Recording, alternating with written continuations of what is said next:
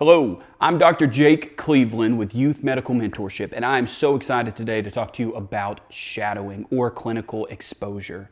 Shadowing and clinical exposure within the context we're discussing today is once you're in college, finding time and dedicating time to go shadow in the field that you want to be in, right? So whether that's in medical school or whether that's trying to get into PT school, PA school, nurse practitioner school, whatever the realm is, dedicating the time now in your current state to shadowing does several things for you. First, it provides clinical exposure. You get to see what a day in the life is actually like, not just on TV, not just on social media. Two, it allows you to understand patient flow. It allows you to understand the patient journey as well. What does it take to get to this point? Number three, it's going to build mentors for you. When you put yourself out there and you reach out to a clinician to say, hey, this is what I'm looking for. I'd like to do what you do. Are you willing to bring me on? You're not just getting yourself exposure to the medicine, to the field. You're getting yourself exposure to mentors that can help you along the way.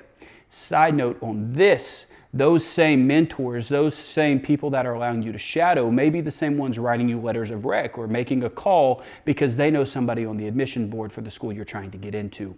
Absolutely crucial component here. But what it also does is it helps you build a resume. Now, when you apply to get into medical school or you apply to get into PA school, PT school, CRNA school, whatever school that it is that you're trying to get into within the graduate medical education community, you need a strong CV. You don't have to have a long work history. They understand you're going to school to start the work history, but one thing that's important to have is shadowing exposure opportunities.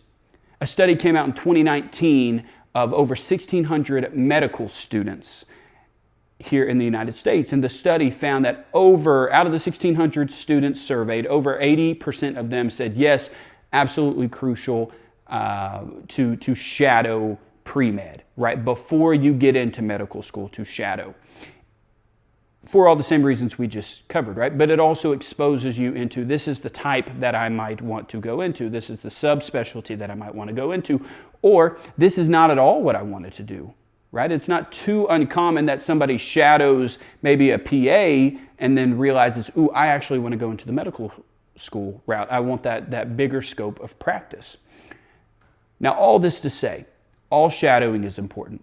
All health careers are important. We need all of them. But if you are interested in taking the next step in your journey into graduate medical education, going to whatever graduate school it is to become the type of clinician you feel you are called to be, shadowing is absolutely vital to that.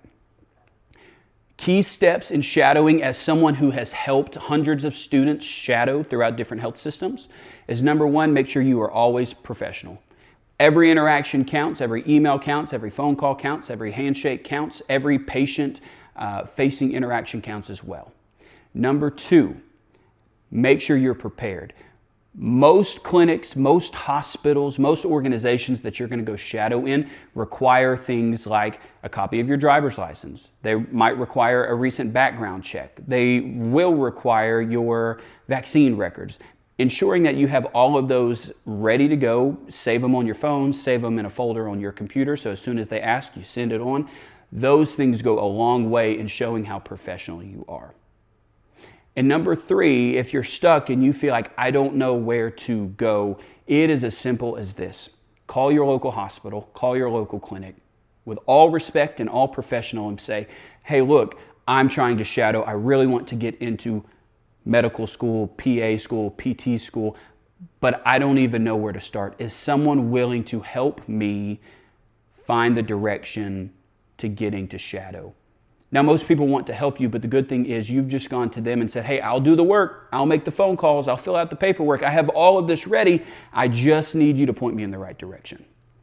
So as you're preparing for your next step, as you're considering this next level of education to fill out your career as a clinician, it's absolutely vital that you start the process of shadowing now. The amount of shadow hours, the subspecialties, that's up to you. Wherever you feel like this is a good amount, start shadowing, build your CV, and build your exposure into the medical field.